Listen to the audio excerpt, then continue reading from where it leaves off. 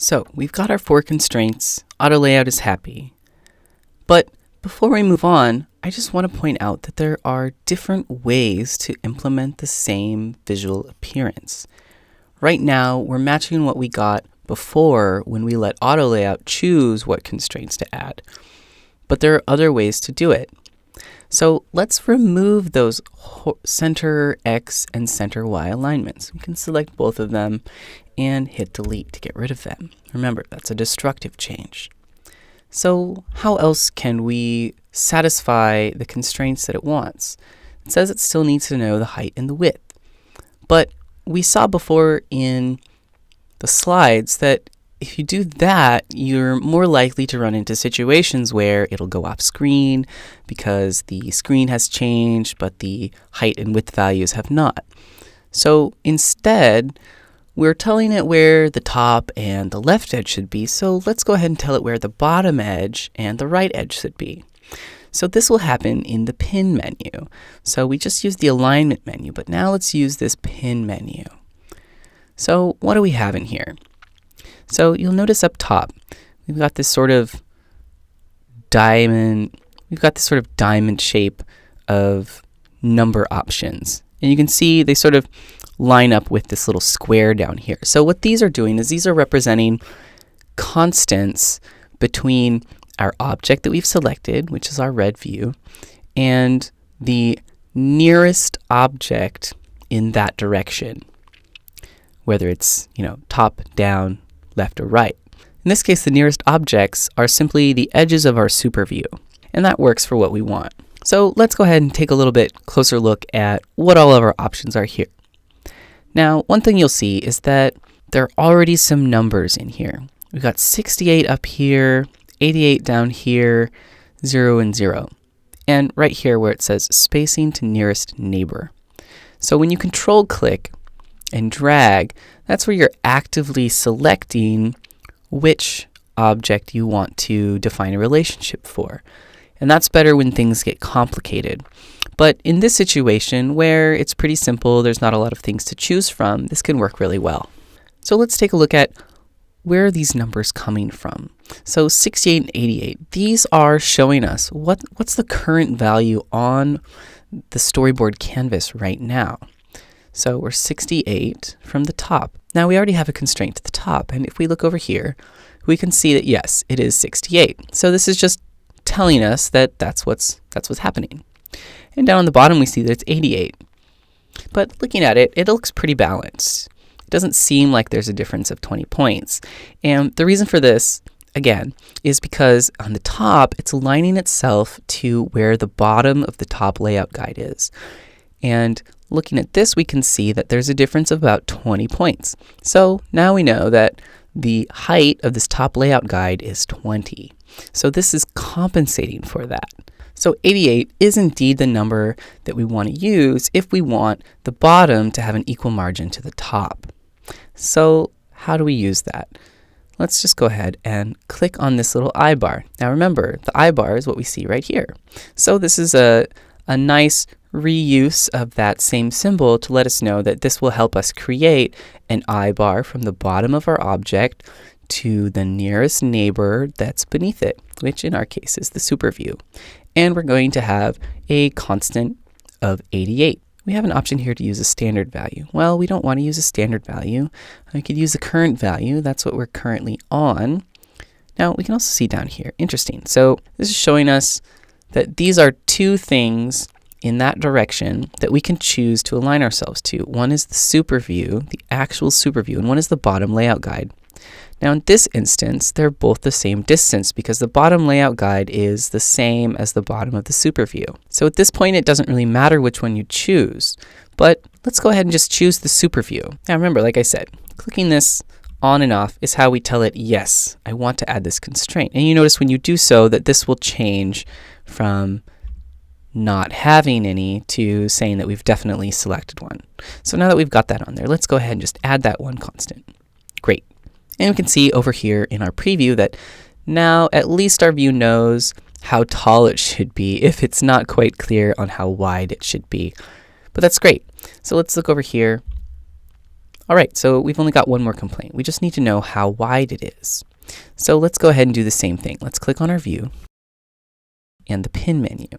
And now let's give it a constraint for the right side. Now here it's saying 0, and that doesn't quite seem right. It looks like on the left side that it's not really at 0.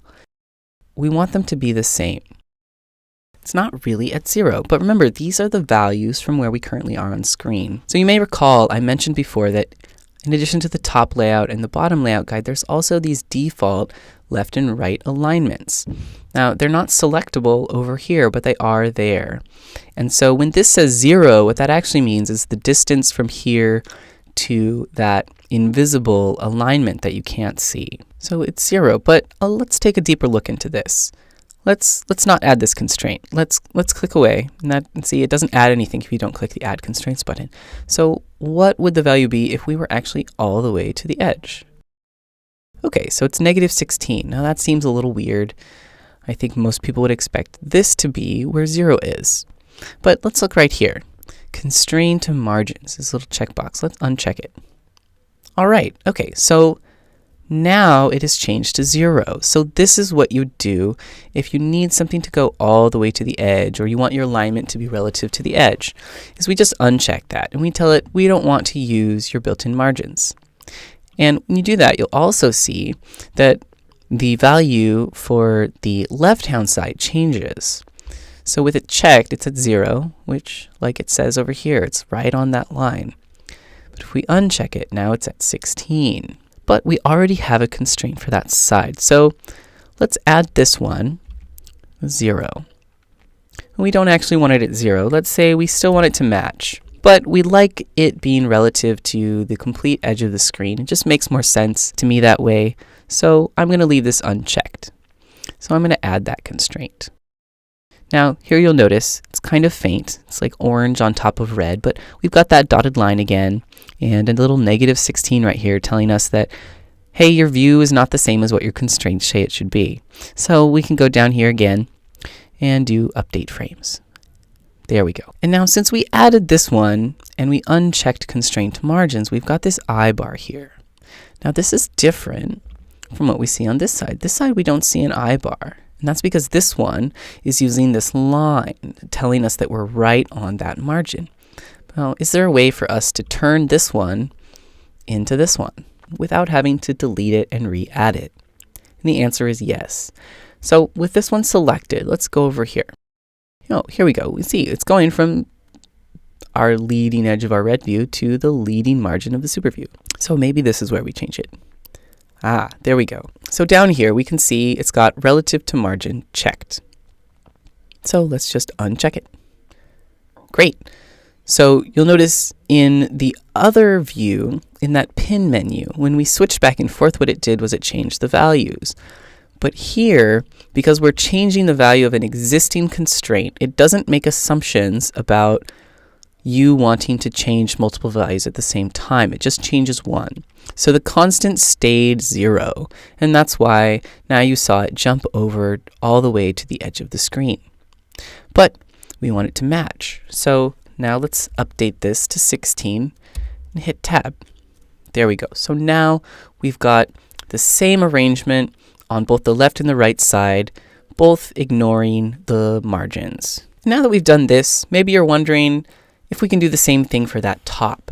Maybe you, again, don't like thinking about that 20 pixel difference and you just want to think about it all the way up to the top.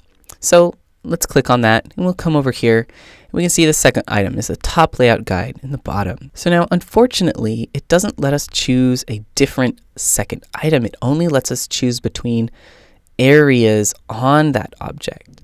So we could say set it to the center Y. Okay, that doesn't really do much. Maybe to the top. Those just don't really do much. So in this case, what we do need to do is actually delete that constraint and re-add it.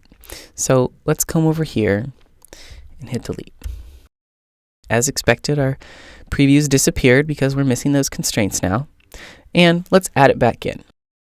So down in the pin menu, We'll pick this one on the top here, and it still says 68, and that's what we had before, but we're going to want it to be 88. So in here in this drop down, now we can choose to the super view instead of to the layout guide. And here you can see it's 68 for the layout guide and 88 to the super view, and that's what we want to select. So we'll go ahead and choose that and add that constraint.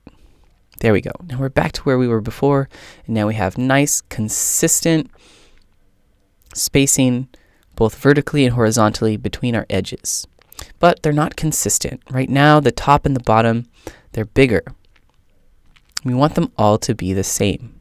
So do I have to click on each one and edit individually? No. What we can do is we can select all 4 of them over here. And you'll notice when you do that, it still shows the information over here in the inspector menu. But it'll tell you that you're looking at multiple constraint types. They're all equal, they have that in common, but they have multiple second items. Constants are different, priorities are the same, and the multipliers are the same, and they're all installed. But it's not letting us change any of these. So that's a problem. Maybe that's not how we can do it.